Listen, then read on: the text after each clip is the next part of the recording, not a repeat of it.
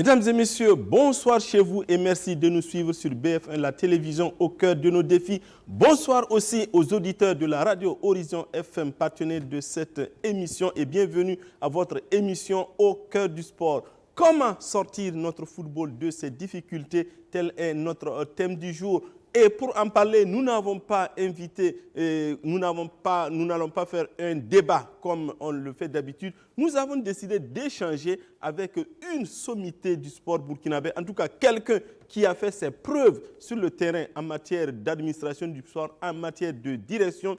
Si je vous dis Raymond Georges Marchal, en tout cas ceux qui ont vu le football burkinabé des années 80, 90, peut-être 2000, sauront « Ah, c'est l'ancien président de l'EFO ». Et oui, en effet, c'est l'ancien président de l'Étoile filante de Ouagadougou, Raymond Georges Marchal, qui est notre invité ce soir. Monsieur le Président, bonsoir. Bonsoir Madi, comment vas-tu? Ben oui, ça va, comme vous le voyez. Et pour vous interroger, j'ai à mes côtés le fil rouge de cette émission, mon ami de tous les jours, Salifou Guigma de Horizon F. Salifou, bonsoir. Bonsoir Madi, bonsoir à tous. Alors, monsieur Raymond Georges Marchal, je n'ai pas la prétention de vous connaître, mais juste un mot sur vous.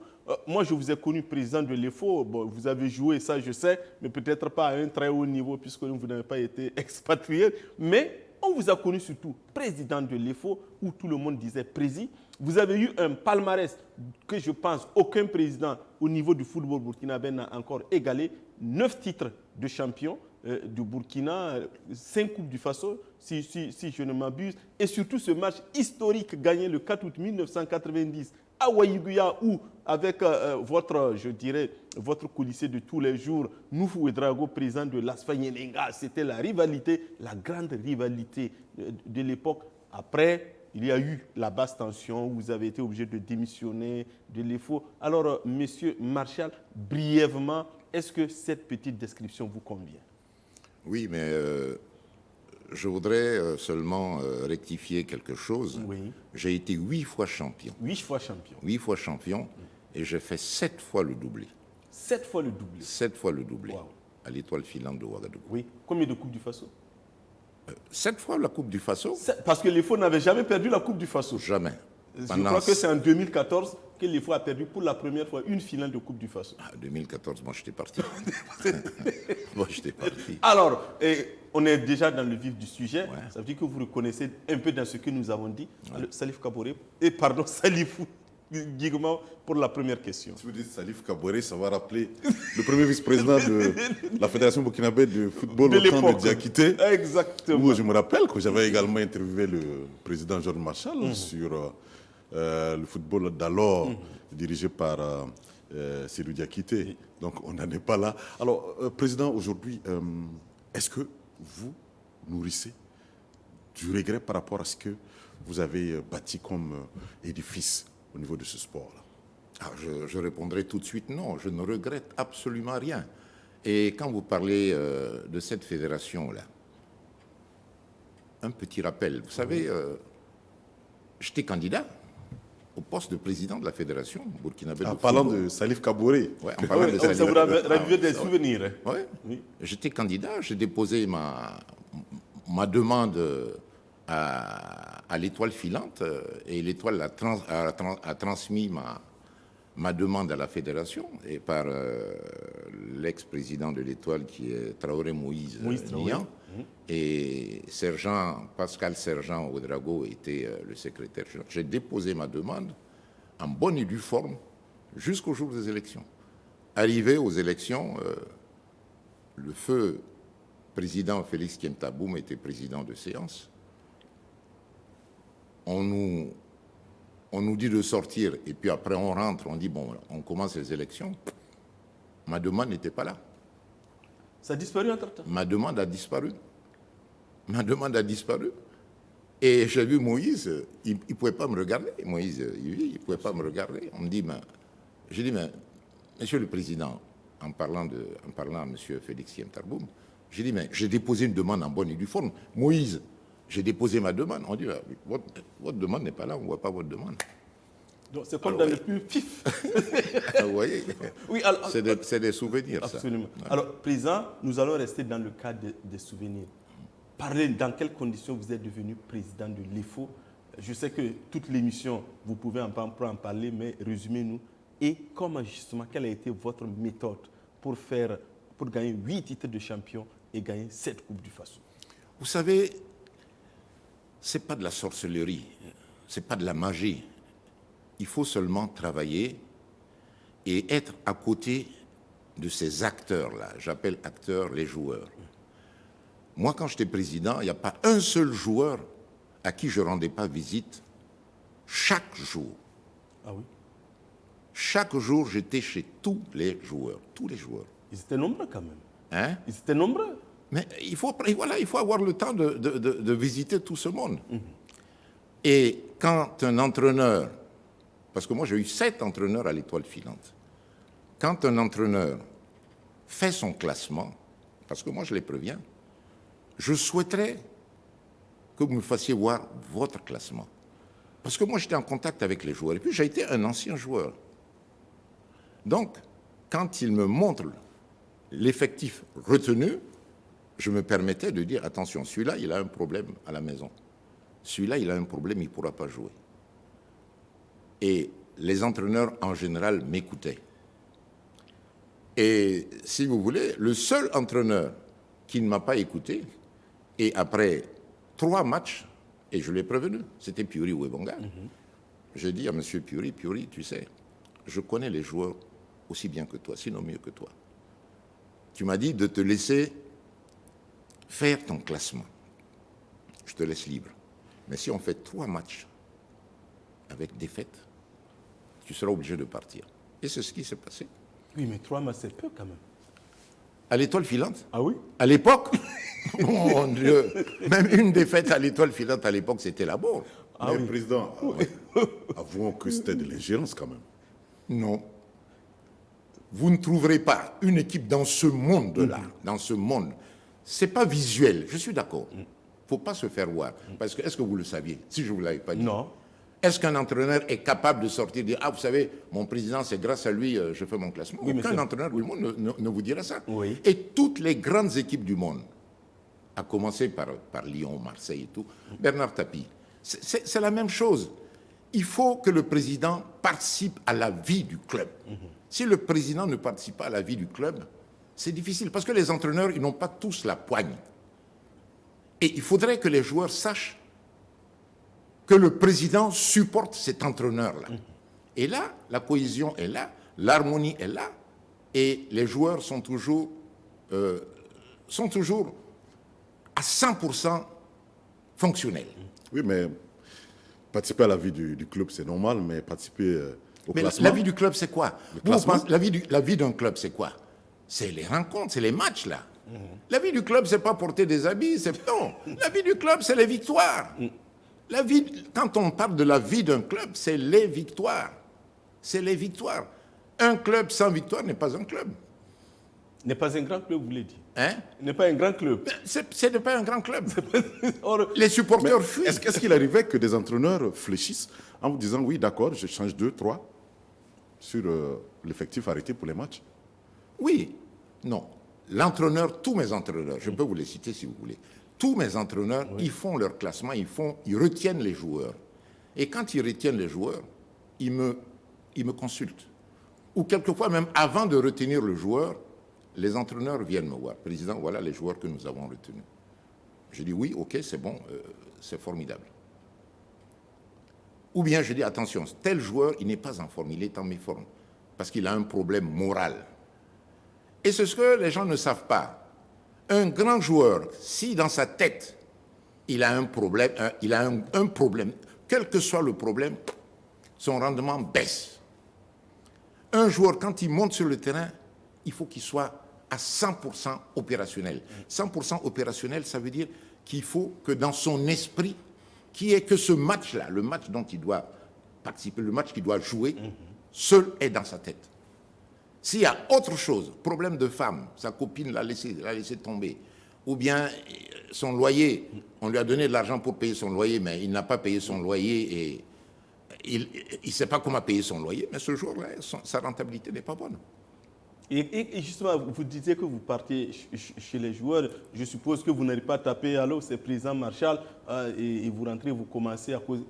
Quelle était votre méthode? Non, c'était des amis. Ah oui. C'était des amis. Par exemple, il n'y a rien à cacher. Oui. Moi, j'ai été chez un joueur, mais je ne dirai pas son nom. Bien sûr.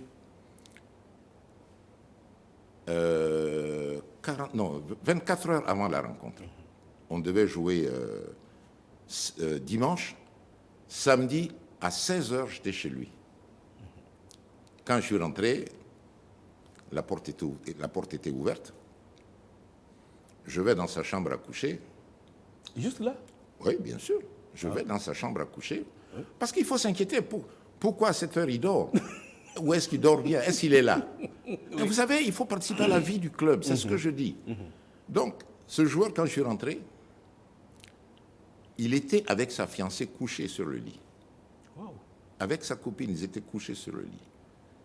Je suis rentré, je l'ai vu. J'ai dit, mais toi, tu es fou.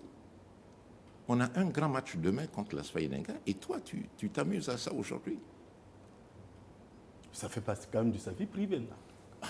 Mais Vous vous violez l'intimité des oui. joueurs. Nous sommes en Afrique. Oui. Nous sommes en Afrique. Oui. Et l'Afrique, il faut toujours, c'est-à-dire, il y a toujours quelque chose. Il faut que vous soyez paternaliste. Hein.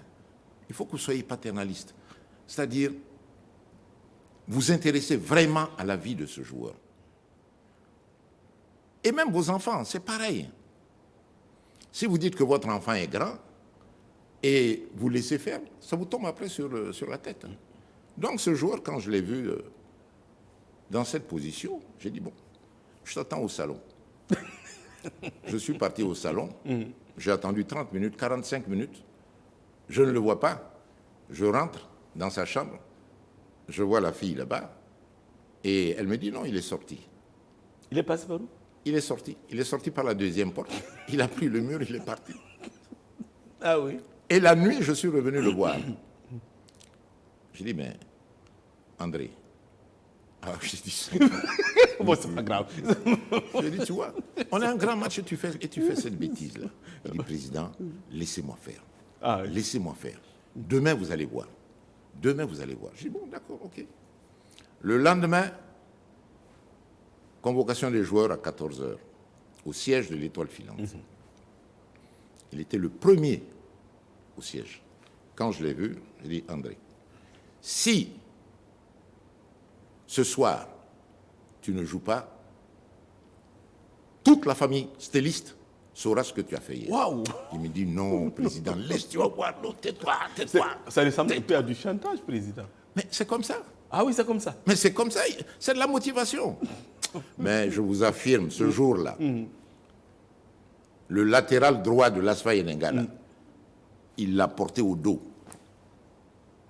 On l'arrête, il porte le type au dos et il court, il va, il marque. On a battu l'Asfa ce jour-là 3-1. Donc, vous voyez, un président, c'est l'extra d'un club. C'est l'extra. Un président, c'est pas dire je suis président. Non. Ce que les autres ne peuvent pas faire, c'est ce que vous devez faire. Monsieur Salif, je suis le premier président au Burkina Faso à avoir payé un joueur. 150 000 francs. Un salaire. Et le premier joueur payé à l'Étoile filante, c'est Bemba Touré. Un salaire. Un salaire. 150 000 francs. Et devant tous les joueurs, je n'ai pas été dans sa chambre. Non, non. J'ai dit aux joueurs, bon, à partir d'aujourd'hui, ce joueur-là, il ne veut pas travailler, il ne veut pas aller à l'école. Parce qu'il était venu pour poursuivre ses études. Il dit non, que lui, il ne veut pas poursuivre ses études, qu'il veut faire que du football. Et comme il était bien, et avant d'arriver là, si je vous dis ce que j'ai fait pour que Bemba arrive à ce stade-là, vous me croirez parce qu'il est là et vous lui poserez la question et il vous dira. Parce que quand Bemba est venu la première fois à l'Étoile filante, c'était un bon joueur, mais faible. Physiquement. Physiquement, il ne tenait pas. Et Vidnik ne voulait pas le classer, parce qu'il était faible. Alors, je rappelle que Vidinik, c'est Ouedraogo Pascal, Ouedraogo Pascal l'entraîneur de Vidinik, l'EFO à l'époque. il ne voulait pas le classer parce qu'il était faible. Il était faible. Et chaque matin, à 5 heures, moi, je réveillais Mbemba. Quelquefois, je l'accompagnais, je le suivais dans ma voiture. De chez moi, j'habitais la zone du bois. Il partait au barrage numéro 3. Il faisait, la première fois, il a fait une fois le tour du barrage. Une fois le tour du barrage. Et il revient à la maison en footing. Les après-midi, à 16h, 15h30, il commence le footing de chez moi jusqu'au lycée Zenda. Et il a fait cela pendant 1 mois, 2 mois. Et puis après, il s'est adjoint Zico, Alexis et Afo. Tous les trois, tous les matins, faisaient le tour du barrage. Après, ils sont arrivés jusqu'à 3 fois le tour du barrage pour la condition physique. Ok. Voilà. Président, dites-nous, quand on écoute, c'est bien beau, hein, mais est-ce qu'à l'époque, vous aviez une cantine pleine de sous? Comment est-ce que vous arriviez à mobiliser autant de moyens pour faire face à toutes ces charges? Vous savez, on m'a traité de tous les mots. On m'a traité de tous les mots. Quand j'ai vu que mon salaire ne suffisait pas... Votre salaire? Oui, quand j'ai vu que mon salaire ne suffisait pas... Parce que votre salaire entrait tout dedans à l'IFO? Mais un président de club? Oui. Mon Dieu... Un président de club? Oui. Et vous voulez que votre club vive, vous voulez que votre club soit ce que les supporters veulent? Oui. Ah, mais tout y passe. Okay. Tout y passe. Quand j'ai vu que mon salaire ne suffisait pas... Alors, je rappelle juste pour la postérité que vous étiez un cadre de la société Périssac. Périssac, voilà, directeur, chef de service, département automobile et industriel. Bon, ce n'était pas un petit salaire non plus. Non, surtout avec les commissions de vente. Commissions de vente, voilà, donc ce n'était pas un petit salaire. Il y avait de l'argent. Voilà, ok. J'ai été voir... Les gens ne savent pas ça. Hein. Aujourd'hui, c'est une révélation. J'ai été voir le grand commerçant, Bourema. Nana Bourema. Oui. J'ai été voir Nana Bourema. Parce qu'il y avait des cars France au revoir qui venaient. J'ai été voir Nana Bourema. Je dis, bon, et là, tu sais, parce que c'est un supporter 100%, il faut. J'ai été en banque, je voulais acheter le car. J'ai été voir Nana Bourema parce que la banque me dit, il faut un aval. Et je savais que Nana Bourema, si je l'avais, c'est vraiment l'aval qu'il me fallait. J'ai été voir Nana Bourema. J'ai dit, Nana Bourema, je veux acheter un car parce que tu sais, à l'IFO, il nous faut de l'argent. Il me dit, oh, président, si c'était pour vous-même là, moi, j'allais être votre aval. Mais vous voulez acheter ça pour l'IFO? J'ai dit, si on ne fait pas ça, ça ne va pas. J'ai supplié Nana Bourema et il a accepté être mon aval. J'ai acheté un car. Ensuite, j'ai passé à 2 cars, à 3 cars, à 4 cars, à 5 cars, à 6 cars, à 7 cars. Pour l'IFO? Non, ce sont mes cars. Bien sûr, oui. Mais cet argent-là me servait plus à entretenir l'IFO qu'à faire autre chose. Okay. Oui, aujourd'hui, je vous le dis. J'avais 7 cars qui entretenaient l'IFO. Alors, vous voyez. Alors, donc, contrairement à ce qu'on peut penser, l'IFO ne vivait pas de cotisations. Les cotisations entraient. Oui. Parce qu'au début, il n'y avait pas de cotisation. Les gens ne payaient pas. Okay. Mais après, les cotisations ont commencé à rentrer. Les supporters, et il y avait des grands supporters. Je peux vous citer les noms de ces grands supporters. Oui. Et moi, j'ai mis ce qu'ils appellent aujourd'hui conseil d'administration, un conseil d'administration en place. Donc moi, j'étais le PDG, président, directeur général de cette association. Donc, on a des supporters, par exemple, Benoît Sawadou, Benoît Sawadou. C'est moi qui j'ai été supplié Benoît pour qu'il vienne à l'IFO. C'est moi qui ai supplié Benoît. Il était au fond, mais rentrer dans le bureau, c'est moi. Diallo Ibrahim. Oui. Alexis Bougumpiga. François Consega. Président de Sahel à l'époque. Président de Sahel.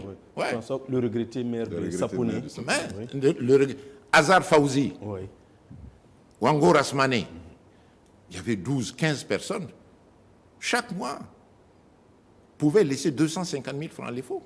Président, et les transferts de joueurs, comme par exemple le transfert de Zico, ça aurait pu rapporter... Je vous affirme, sur mon honneur, que le transfert de Zico, de Albert Bambara, de Khan Mohamed, l'Étoile n'a pas perçu un seul copec.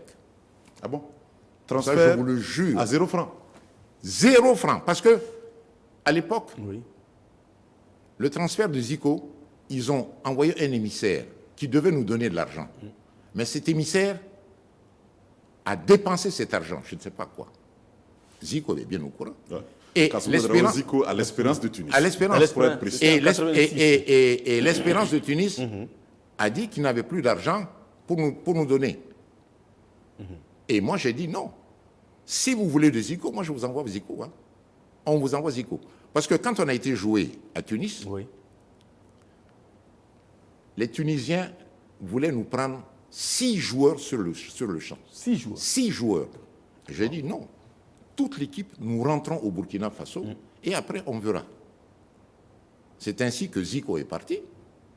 5 francs, je vous affirme, 5 francs, on ne nous a pas donné. Et l'année suivante, Albert Bambara est parti et Khan Mohamed aussi a suivi. 5 francs. L'Étoile n'a jamais perçu 5 francs. À mon temps, Oui. l'Étoile Oui. n'a jamais perçu 5 francs. Oui, pour mais là, aucun transfert. mais président, là, vous avez pénalisé l'équipe. Absolument. Non, je n'ai pas pénalisé l'équipe. Non. Vous savez, les transferts n'étaient pas comme aujourd'hui. OK. À l'époque, ce n'était pas comme aujourd'hui. Moi, c'est la vie du joueur qui m'intéressait plus. Parce qu'à l'Étoile ici, on était à l'aise. L'Étoile, par exemple, à tous nos grands déplacements, on voyageait en costume. C'est d'ailleurs histoire de costume qui a fait que moi j'ai démissionné. Hein? L'Étoile voyageait en costume. M'a dit, quand je vous dis que la première fois où j'ai dit à mon trésorier après un match, cet argent, vous devez le partager à l'équipe. Mais on m'a traité de fou. Ah oui? Avant moi, on ne donnait rien aux joueurs de l'Étoile filante. Rien. Oui, mais ça veut dire que juste la motivation par la bourse suffisait pour que les gens Avant, se c'était battent? comme ça. Ah oui? Avant, c'était comme ça. Jusqu'à ce que Georges Marchal revienne, si on vous achète un casier de jus de fruits, c'est largement suffisant. Et après, chacun rentre chez lui. Après, chacun rentre chez lui. Oui. Et chacun, quelquefois, réparait sa paire de chaussures. C'est après Georges Marchal que chacun avait une chaussure donnée à l'Étoile filante. Oui, mais on a dit aussi que vous payez la scolarité de certains joueurs. J'ai payé la scolarité de certains joueurs. Je ne dirai pas leur nom ici, mais si vous voulez, je peux, parce qu'il n'y a rien à cacher. J'ai payé la scolarité des joueurs. J'ai commencé à acheter des moteurs pour les joueurs. Il y a des joueurs qui ont eu 3 motos. Il y en a qui n'ont eu qu'un seul moteur. Par exemple, l'année où Zico a percé, parce que je lui ai dit, Zico, si cette année, tu es meilleur buteur, je t'achète une mobilette. À l'époque, c'était les P50, les Pouchoma qui étaient à la mode. Et puis les Kamiko rouges, là. Voilà, ce sont ces 3 moteurs qui étaient à la mode. Quel était le budget annuel de l'EFO à l'époque, approximativement? Bon, approximativement, nous étions à 10-12 millions. Quoi? 10-12 millions. Déjà? Ouais. Oui, mais ça livre 10-12 millions même à l'époque. Hein, c'était pas... Ah, c'est énorme, m'a dit. C'est énorme. Bien sûr. C'était énorme à l'époque. Mais les joueurs de l'EFO, Oui. à mon temps, quelquefois, Golbert, surtout Golbert, porter un maillot 2 fois, 3 fois, il ne voulait pas. Ah oui? Il faut changer. Il faut changer de maillot. Ouais. On est champion et c'est comme ça. Les joueurs, il y a une classe de joueurs, les super joueurs, là. Ils ne souhaitaient pas porter un maillot 2-3 fois. Hein.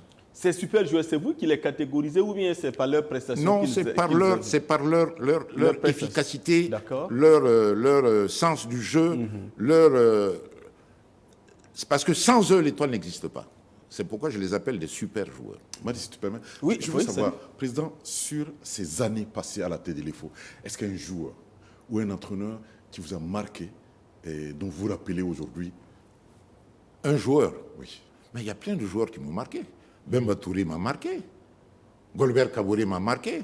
Lambo André Zakari m'a marqué. Le Nigérien. Oui. Kofi Nti m'a marqué. Ah oui. Ouro Abbas m'a marqué. Alexis Ilboudo m'a marqué. Alexis Ilboudo, les corners, c'était sur 3 corners, on a un but. Et les coups francs surtout. Oui, les coups francs. Ouais.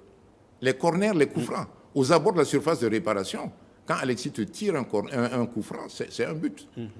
Je me rappelle à Banfora, j'ai dit à Alexis, bon, tu sais, que son âme repose en paix. J'ai dit, Alexis, tu sais, moi j'amène ta copine à Banfora. Ah bon? Ah, oui, Vous avez osé. ouais. Ça, ce sont les méthodes de Marshall. Ah oui, j'ai pris la copine. J'ai été voir la mère de la copine à Alexis. Oui. J'ai dit, tu sais, tu me connais. Il me dit, oui. Je veux prendre ta fille, on va à Banfora. Elle me dit, mais c'est ta fille, tu la prends, il n'y a pas de problème. J'ai pris la fille, j'ai eu l'accord, j'ai dit, Alexis, bon, moi je prends ta copine, on va à Banfora. Il me dit, président, c'est pas vrai. Je dis, bon, ok. Ce jour, le car a démarré vers 10h, 11h, le samedi, on devait jouer dimanche à Banfora. Quand le car a démarré, moi j'étais dans ma Mercedes rouge. Après Houndé, je les ai rattrapés après Houndé parce que je démarrais une heure après. J'ai vu le car, j'ai doublé le car jusqu'à ce que je ne le vois plus dans mon rétroviseur. Et puis après, je me suis mis sur le bas-côté, je me suis arrêté. On était 3 dans la voiture, dont la copine à Alexis. J'ai dit, sors, viens ici. On était là. On était arrêtés et puis on attendait que le car vienne. Et quand le car est venu nous dépasser, la petite a salué Alexis. Alexis a sorti ça. À l'époque, c'était les cars Mercedes jaunes, Oui. les 320. Là. Donc Alexis a sorti sa tête par la vitre. Il nous a regardé jusqu'à ce qu'il ne nous voit plus. Il était étonné. Et pour ce match, on a été obligé de passer la nuit à Bobo Dioulasso. Et moi, mes joueurs, quand vous dites 12 millions, moi, mes joueurs logés, je suis le premier président à quitter les écoles, les trucs là, les centres culturels, et loger mes joueurs à l'hôtel. Ils étaient logés à l'hôtel du commerce. On est parti, on a salué Alexis, et j'ai dit, mais si demain, tu gagnes là, vous passez une nuit à Banfora et vous revenez demain. Il dit, président, c'est pas vrai. Je dis, si, c'est vrai. Et on est parti à Banfora le lendemain. Très tôt, on est parti à Banfora. On a joué à Banfora. Mais je vous affirme, ce jour, il y a eu un coup franc aux abords de la surface de réparation. Moi, j'étais à côté de la fille. Je dis, crie le nom, crie son nom, crie son nom, crie son nom. La pépé, Alexis. Quand Alexis a posé la balle, les Goldberg se rappellent. Quand il a posé la balle, parce qu'Alexis, il court, il fait des petits pas d'abord, tac, tac, tac, et puis hop, hop, hop, boum. Quand il a shooté, le libéraux de Banfora, parce qu'à l'époque, Banfora, c'est pas n'importe quelle équipe qui gagnait Banfora, hein, à l'époque. C'était l'USM à l'époque. Ouais. Oui. C'était pas l'USCO encore. Non, je ne saurais pas faire la différence. Oui, mais je sais, c'est l'équipe de Banfora. Voilà, oui. Mais le libéraux, il était là. Quand Alexis a frappé de la tête, il a repoussé la balle. Boum. Quand il a repoussé la balle de la tête, il s'est arrêté comme ça, il regardait tout le monde, et puis après, bouf, il est tombé. On l'a sorti. Ah oui, c'est un coup de canon. Ah oui. Alexis, c'est ça. C'est la motivation. Quand vous dites un président, non. C'est-à-dire, un président doit faire ce que l'entraîneur ne peut pas faire, ce que les supporters ne peuvent pas faire. Le président, à lui seul, doit faire ça. Vous prenez l'exemple du président de Lyon.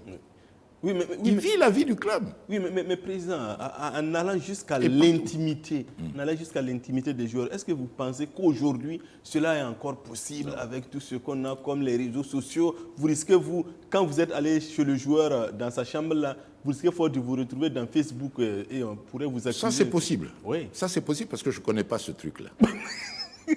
Je suis vieux jeu.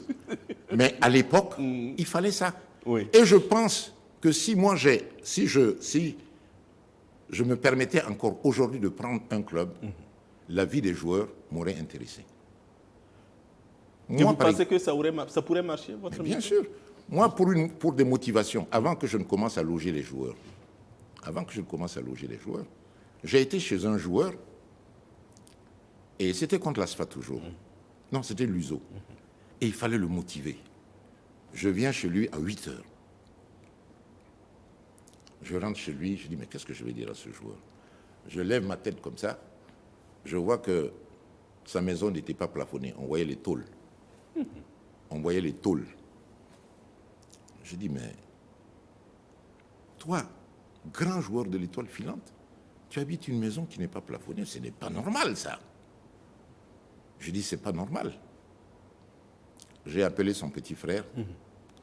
Il y avait des menuisiers qui n'étaient pas loin. Je dis, mais on va me chercher un menuisier tout de suite là, parce qu'on doit plafonner ta maison aujourd'hui. Le menuisier est venu, je dis, fais-moi un devis. Il a fait le devis, j'ai payé pour qu'on plafonne sa maison. Mais ce joueur, il était fou sur le terrain. Ah oui. Il était fou sur le terrain. Ben voilà une belle leçon pour les nouveaux dirigeants et Salif. Il était fou sur le terrain.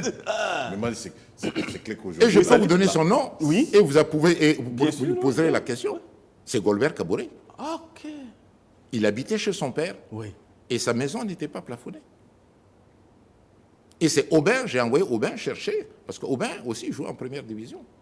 Et Aubin jouait avec Oui, nous. son petit frère. Son Kaboré. petit frère Oui, Aubin, oui, oui, oui. qui a été un grand latéral. Absolument. Tireur de pénalty.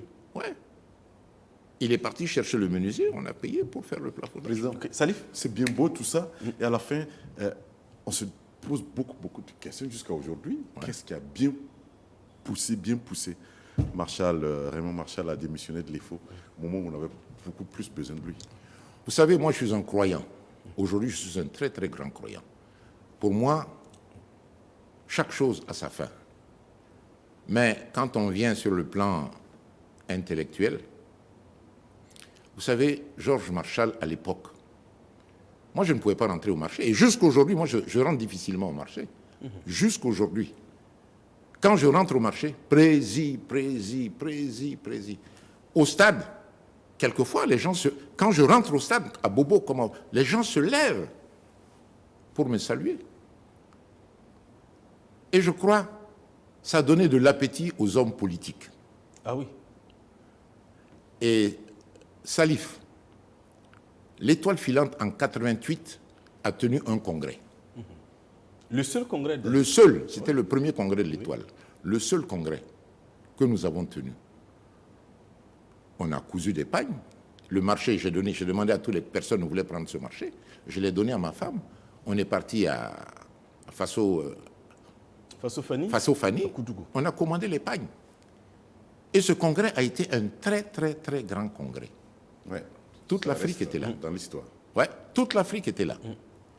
Et vous savez, c'est à ce congrès, j'ai voulu changer le nom de l'étoile. Ah oui. Parce que je me suis dit, l'étoile filante de Ouagadougou, ça ne rime plus bien. C'est l'étoile filante nationale. Okay. Et vous savez qui m'a suggéré ça? C'est Roger Zagré. Ah, empereur. Empereur. C'est lui qui m'a dit, président, notre équipe est devenue trop grande. Il faut qu'on change de nom. Il faut qu'on l'appelle maintenant étoile filante nationale. J'ai dit, mais tu as raison. Et j'ai dit, on va tenir un congrès pour ça. Et tout était prêt pour le congrès. Feu Oumar Kwanda, il y a eu des fuites. Il a entendu, ma femme est témoin, ma femme est là. Oumar Kwanda est venu à la maison pleurer, me dire, Georges, Oumar Kwanda m'a transporté à vélo pour que j'aille jouer au ballon. Ok. Ouais. Oumar Kwanda a demandé l'autorisation à mon père pour que je sorte. Le père fondateur. Le père fondateur. de l'EFO, oui. Le père fondateur, il venait chez moi me prendre à vélo. Parce que Oumar Kwanda avait pour ami intime la famille Dermé. La famille... c'est Démé. C'était nos voisins. C'est eux d'ailleurs qui sont les fondateurs de l'étoile filante. Les premiers fondateurs. Parce que c'est là où Oumar Kwanda venait tout le temps. Donc Oumar Kwanda, quand il a su ça, il est venu, il m'a demandé pardon de ne pas changer le nom du club. Quand j'ai vu ce vieux-là me dire ça, je dis bon, on n'a pas changé. On n'a pas changé le nom du club. On a quand même tenu le congrès. Mais le congrès a été grand. Et c'est au congrès, j'ai dit, à partir d'aujourd'hui, en 88, avant que la FIFA ne décide, la CAF ne décide, je dis, à partir d'aujourd'hui, à l'étoile filante, on ne vote que pour le président et le président constitue son bureau, forme son bureau. Ils ont applaudi, ça a été adopté. Donc moi, j'ai été élu et j'ai formé le bureau qui m'a fait partir. Bon, c'est moi qui ai formé ce bureau, c'est moi qui ai donné les noms. Et c'est d'ailleurs pour ça que je suis parti.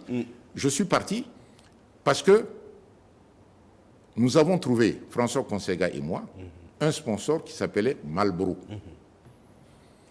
Et comme c'était la première fois qu'on entendait le nom d'un sponsor, l'étoile filante a eu un sponsor. Ah, l'étoile a de l'argent. Le sponsor, là, il donne des millions à l'étoile. Et moi-même, je dis, oui, c'est vrai. Il ne nous donnait même pas 1,5 million. Marlboro. Marlboro ne donnait même pas 1,5 million. Mais donc, les gens disaient... C'est une marque de cigarette. Voilà, marque de cigarette. Mais comme c'est une grande marque de cigarette, les gens pensaient que Marlboro donnait 15-20 millions. Et ça faisait bien, parce que l'étoile, c'est grand pour l'étoile. Et moi, j'ai accepté ça. Marlboro nous a donné des survêtements que nous devions porter. Et on avait un match à Yaoundé.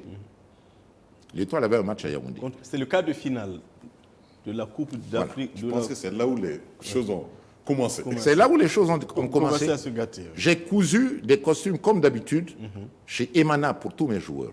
Des costumes. C'est Emana qui m'a cousu les costumes. Et tous les titulaires, tous ceux qui devaient partir, ont eu leurs costumes.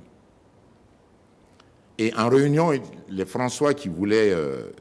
François Consega, qui était l'acteur principal de mon départ, que son âme repose en paix, parce que lui, il était déjà politique. Il a monté les Audi Jean-Paul, tout le monde contre moi, et je n'ai pas voulu discuter. Donc, j'avais mon billet d'avion, parce que l'étoile ne s'est jamais déplacée sans moi, jamais. J'avais mon billet d'avion, je viens à 6h30 du matin à l'aéroport, je vois les joueurs en survêtement à Marlboro. Je dis, mais qu'est-ce que je vous ai dit? Je dis, on vous portait les costumes pour voyager et à l'hôtel, on porte les survêtements. Alors Golbert dit, non, président, on va porter, parce qu'ils ont monté Golbert. Golbert était leur chef de file. Ils ont monté Golbert, bon. Et je dis, ah bon? Ce que je dis, ce n'est plus ça qui est respecté? Ok, d'accord, partez seul. J'ai pris ma valise, j'ai remis dans ma voiture, je suis revenu à la maison. D'accord. Alors, Président, on est vraiment talonné. Que de souvenirs, Madi. Oui, mais bien sûr. Non, mais je me dis que ceux qui sont en train de suivre voient comment un président a vécu sa métier pour diriger. Maintenant, aujourd'hui, vous êtes devenu un observateur. Il y a d'autres personnes qui sont à la tête de nos clubs. Alors, quel est votre avis sur le football burkinabé aujourd'hui? Vous savez, le football burkinabé aujourd'hui a de la chance. D'abord, presque tous les clubs ont un terrain gazonneux. Ça, c'est une arme importante dans la formation, dans les entraînements, dans la vie du club. Ça, c'est très important. Normalement, le football aujourd'hui devait se porter mieux qu'avant. Bon, il y a même des écoles de football. Bien sûr. Et ça, c'est un gros atout. Et à notre temps, comme a dit Noufou, parce que Noufou, quand j'ai démissionné, il me dit non, tu es parti, c'est fini. Nous tous, nous allons partir devant la bonbonnière le lendemain de ma démission. À l'EFO, nous, on avait une équipe senior, titulaire, que n'importe qui, toi, m'a dit, l'EFO, tout de suite, tu peux faire le classement de l'EFO à 1-2 joueurs près. Ah oui. Ah oui. À 1-2 joueurs près, n'importe qui peut faire le classement de l'EFO. On avait une équipe espoir, on avait une équipe junior, on avait une équipe cadette, on avait une équipe milib, à l'EFO. Et je rends hommage à Kérégué, je ne sais pas si vous l'avez connu. Mamadou Kérégué, oui. Mamadou Kérégué, qui était à... Je crois qu'il est à Koudou actuellement. Oui, lui seul s'occupait des minimes, des cadets, des juniors et des espoirs. Mais tous les soirs, j'étais avec lui. Ils avaient besoin de quoi, ces enfants-là? Des maillots, des ballons, de temps en temps des chaussures. Et l'étoile, chaque année, puisait, ou bien dans les juniors, ou dans les espoirs, 1-2 joueurs pour le monter en première division. Mais ce n'est pas le cas aujourd'hui. Ce n'est pas le cas. Aucun club n'a ça. Absolument. C'est pourquoi Salitas, Raimo sont au-dessus. Bon, l'Asfa Yenenga, nous, qui avait son école, je crois, ne met plus ses joueurs à la disposition de l'Asfa Yenenga. Et vous voyez ce qui se passe. Bon, l'Asfa aussi avait des espoirs, des juniors, des cadets, des minimes. L'USO avait des juniors, des cadets, des minimes. Président, aujourd'hui, il faut les entretenir, ça demande beaucoup de moyens. C'est faux, Ah oui? c'est faux, c'est faux. Vous savez, les enfants à cet âge-là, toi, tu as besoin de moyens parce que tu sais ce que c'est que l'argent aujourd'hui. Madi a besoin d'argent, il sait ce que c'est que les moyens parce qu'il a besoin. Mais ces jeunes-là, ces jeunes qui viennent là, ils veulent qu'on s'intéresse à eux. Oui, mais Quand ils jouent, oui. Vous leur dites, Vous venez les voir, vous dites, oh, vraiment, tu as bien joué. Toi, c'est sûr que l'année prochaine, tu montes en première division. Tu enlèves un billet de 10 000 francs, tu lui donnes. Jusqu'aujourd'hui, tu lui donnes. Il est content. Président, vous pensez qu'un enfant d'aujourd'hui raisonne comme un enfant des années 80? C'est faux. C'est l'homme, c'est l'esprit de certaines personnes qui changent. Oui. Mais la nature est toujours la même chose. Oui, mais président... C'est parce que toi, tu penses oui. que ce n'est plus la même chose Oui. et tu veux considérer ton milieu comme autre chose. Et ce qui fait la différence. Oui, mais j'imagine que, autant quand les étalons cadets brillaient, quand ils revenaient, on leur donnait des parcelles, on leur donnait c'était peut-être le mauvais tournant. Non, une motivation Oui. est une motivation. Oui. Oui, mais quand vous donnez 300 000, 400 000 à un joueur, comme vous l'avez dit, c'est quand même beaucoup d'argent. Et même des parcelles. Non, moi, je n'ai jamais donné de parcelle à Non, un pas joueur. vous. Je Hein. veux parler de l'équipe des étalons cadets en son temps. Je me rappelle quand ils sont revenus de Trinidad et Tobago, ils ont eu des parcelles. Après, ils ont eu... Bon, tout le monde a commencé à réclamer de l'argent. Bon, je sais aussi Non, que tout le monde n'a pas réclamé. C'est faux. C'est archi faux. Oui, ah bon? Les gens Ouais, racontent des on sait histoires. aussi, hein, on se rappelle de cet épisode, m'a dit, Oui. où l'équipe a refusé de voyager au Voyager, temps oui. du regretté Sidiki Diarra. Sidiki Diarra Oui, et mais autres. ça, c'était les seniors. C'était les Au seniors, Zimbabwe. c'est-à-dire qu'on a, Oui. on a posé problème des et prix. des conditions. Oui. Donc aujourd'hui, on ne peut pas dire que sans argent, on peut motiver les joueurs. Je suis déjà au niveau des seniors et quand il faut maintenant repartir dans cette politique de formation, vous voyez que Non, ça, vous savez- ça grandit. Vous savez, chaque pays, chaque homme a sa manière de voir les choses.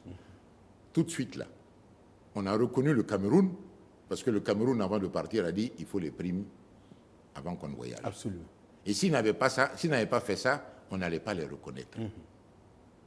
Vous savez, le Burkina Faso est un pays comme tous les autres. Mais il y a une différence.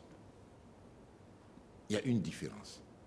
Vous savez, même en politique, les djihadistes, les trucs là, c'est parce que c'est entretenu. Parce que le Burkina ne connaît pas ça.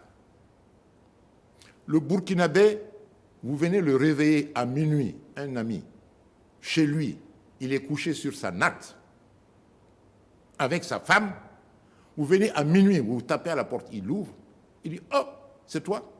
Attends, j'arrive. » Il va dire à sa femme « Prends ton pagne, va derrière, tu le poses, et va dormir sur notre natte. » Et c'est ce qui se passe. Et jusqu'aujourd'hui, ça se fait au Burkina Faso. Mais il y en a qui cherchent à dégénérer les choses. Il y en a qui cherchent à montrer qu'ils ont de l'argent. Mais c'est tant pis pour eux. Et les gens profitent. Et les gens profitent. Si vous montrez que vous avez de l'argent, tout le monde veut de l'argent. Et pour vous, la meilleure méthode, c'est laquelle finalement? La motivation n'a pas de couleur. Une motivation n'a pas de couleur. Une motivation n'a pas de couleur. Par exemple, vous voyez, Iron Bibi.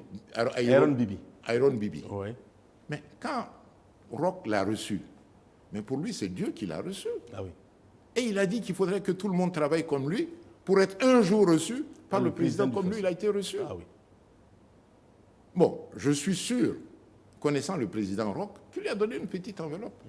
Mais ce n'est pas cette enveloppe-là qui peut faire changer la vie de Aaron Bibi. Aaron Bibi. Parce qu'aller soulever 220 kilos en Angleterre, Waouh. ça c'est de l'argent. C'est une question de mentalité Hein? finalement. Mais Finalement, voilà, oui, c'est ça. absolument. Le fait qu'il ait donné quelque chose, le gars, ça lui a fait plaisir. Vous savez, c'est comme une femme. Vous faites la cour à une femme. C'est vrai, au début, il faut donner les moyens. Mais après, vous partagez tout avec la femme. Il faut tout lui dire. Vous lui dites tout, elle accepte tout. Elle est même capable d'aller chercher à manger pour que vous veniez manger pendant des temps durs.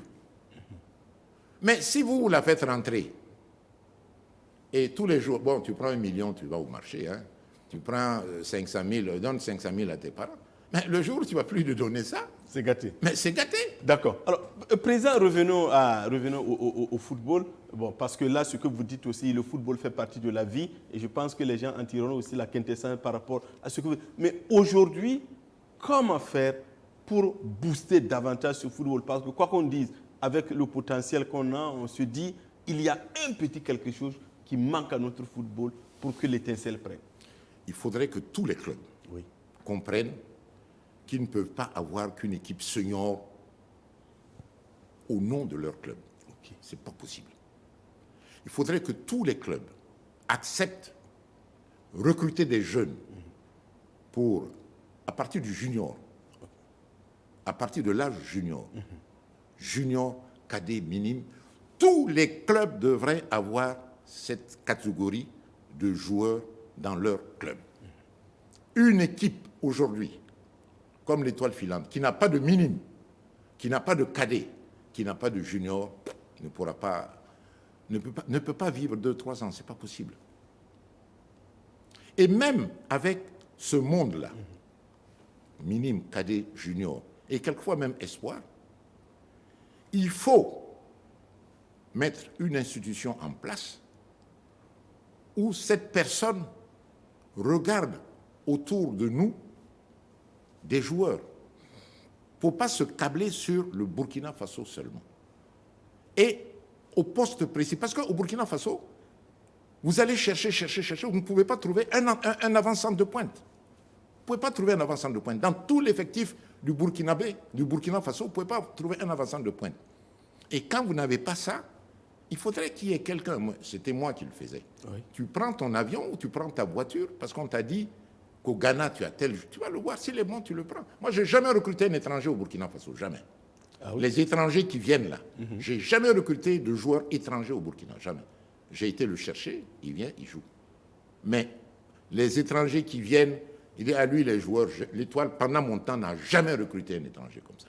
Je me déplace, je voyage, je vais dans le pays, je prends et je viens. Et aucun joueur ne m'a déçu. Donc, si on a cette structure-là, minime, cadet, junior, et peut-être espoir, c'est pas obligatoire. Oui. Mais minime, cadet, junior, là, c'est obligatoire. Et maintenant, pour faire une très bonne saison, tu discutes avec ton entraîneur. Entraîneur, quel est le poste qui nous manque? Ah, c'est un avant-centre. Ah, maintenant, tu prends ton bâton de voyageur. Il faut trouver un avant-centre de pointe si tu veux que ton équipe brille. Mais c'est ce que les dirigeants ne font pas. Mais on a aussi remarqué, Président, un peu ce type d'organisation où vous avez avec les clubs traditionnels comme l'EFO, comme l'ASFA, comme l'ISO, et ainsi de suite, avec une organisation où tu as un président, un comité d'organisation et autres. C'est un type associatif. Et aujourd'hui, ça a du mal véritablement à fonctionner, à comparer par exemple à cette organisation un peu comme Salitas ou Raimo, où c'est des organisations unies, personnelles, où c'est des individus, des personnes physiques qui gèrent directement le club. Et comment est-ce que vous analysez ça? Vous savez, le problème est à quel niveau? Je ne sais pas. Vous savez, Raimo, il raconte des histoires. Ah oui? Oui, Raimo raconte des histoires. Raimo ne dirige pas seul son club. Une personne ne peut pas diriger un club. Ah oui. Il a un staff derrière. Il a un staff derrière. Ok. Et je suis sûr que Raimo a un staff derrière. Bon, Salitas, je vis un peu avec Salitas. Oui. Yak a du monde derrière lui. Les grandes décisions, on lui pose la question, mais Yak, moi-même je fais partie des gens de Yak, parce que Yak, quand il a un problème, il m'appelle. Ok. Il me dit, Président, il faut que tu viennes voir ça. Je viens, je donne des conseils. Ok. Et quelquefois, quand il y a des matchs, il me dit, ah, Président, il faut que tu viennes parler aux joueurs. Yak a du monde derrière, hein, il a du monde avec lui. Il a un grand manager. C'est juste le visuel. L'organisation est la même en bas. C'est ce que vous voulez dire. Au niveau de Salitas, c'est-à-dire un club, c'est comme ça. Par exemple, je donne, parce que lui, il est vraiment visible, hein, le président de Lyon, l'Olympique de Lyon, Jean Aulas. Oui. On le voit bien. Mais vous avez vu, les femmes, Lyon est championne de France. Oui. Bon, et championne d'Europe même. D'Europe. Oui. Et il parle. Il vient de remplacer l'entraîneur des femmes. Mais il a un staff derrière, il a des gens derrière. Et moi, quand je suis parti de l'Étoile filante, et quand j'ai vu que l'Étoile filante se cassait le cou, moi j'ai vu les dirigeants de l'EFO. J'ai vu François, j'ai vu Salif, j'ai vu Barry. Barry, il est là, Salif n'est pas là. J'ai vu Bansé Lazare. J'ai dit, vous savez, vous avez de l'argent, mais l'Étoile ne vit pas. Il faudrait que vous nommiez un directeur général. Vous lui donnez les fonds et il vous fait des comptes rendus. Sans ça, ça ne peut pas marcher. C'est peut-être l'appellation qui change, Marie. Sinon, le président de section football, c'est comme un DG. Non, le président de section, ce n'est pas un DG. L'Étoile n'a pas que le football. À l'Étoile, en montant, on avait... même la boxe. Moi, j'ai intégré la boxe à l'EFO. Oui, oui. Il y a un président, la section boxe. Le premier président, j'ai oublié son nom, il est mort. Il y avait un président handball. C'est Alexis Boumpiga. Il y avait même un président football. C'est Jacques Mandago qui vit là. Absolument. C'est moi qui ai nommé au Congrès. Jacques Mandago était président section football. Il y a un président volleyball, c'est Diallo Ibrahim. Un président basketball, ça a été Roger Zagré. Zagré, oui. Et puis ensuite, ça a été Semporé, Daouda Semporé de Air Afrique. Parce que Roger, il était trop chaud. J'ai fait enlever Roger et j'ai mis Daouda Semporé. Et quand on a nommé un président dans toutes les sections, j'étais le premier président à faire ça. Mon bureau m'a dit, mais président, tu sais, tu nommes des présidents. Toi, on va te minimiser. Je dis, non. Chaque homme a sa chance, sa personnalité dans sa tête. Effectivement, demandez à Salif Touré, avec Diallo Ibrahim.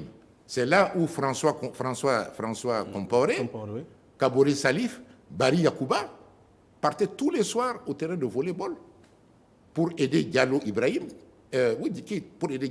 qui était président section volleyball. Et Salif Touré, pendant combien d'années on a été champion au volleyball dans toutes les disciplines? Toutes les disciplines. Au basketball, c'était pareil. On était champion dans toutes les disciplines. Justement, comment vous expliquez le problème à l'EFO avec toutes ces difficultés financières que traverse le club, des arrêts de salaire, de la saison écoulée? Aujourd'hui, on a du mal à payer les derniers mois de cette saison qui vient de finir. Vous savez, c'est parce que vous faites voir grand aux joueurs. Je dis, c'est comme dans une famille. Je vous ai parlé tout de suite de la femme. Un enfant qui va à l'école, moi, mon père ne m'a jamais donné 5 francs pour aller à l'école. Un enfant ne va pas à l'école avec l'argent, il déjeune à la maison, il va à l'école, il revient à midi, il mange. Et je vous dis que je suis le premier président à avoir donné un salaire au Burkina Faso à un joueur, c'est même à tous les 150 000. Absolument. Et je ne l'ai pas donné en cachette. C'est au terrain d'entraînement, je dis, bon, ce jour-là, comme je vous l'ai expliqué. Okay. Et ensuite, il y a eu des joueurs qui sont venus, qui ont eu... Donc, il faut diminuer les salaires. Voilà. D'accord. Alors, Président, malheureusement, le temps qui nous est imparti est écoulé. Alors, Président, en 1 minute, est-ce que vous espérez du football burkinabé? Le football burkinabé a beaucoup d'espoir. Okay. Mais il faut que les hommes changent. D'accord. Madi, tu vois, regarde. Même à la FIFA, je vous dis que je suis en 88, moi j'ai dit qu'il faut nommer un président et le président nomme son bureau. En 88. La FIFA ne l'avait pas fait. La CAF n'avait pas fait. En 88. Maintenant, là, je profite de l'occasion. Oui. Par exemple, tu vois, la FIFA, la CAF, là, ce n'est pas des hommes qui sont venus pour le football.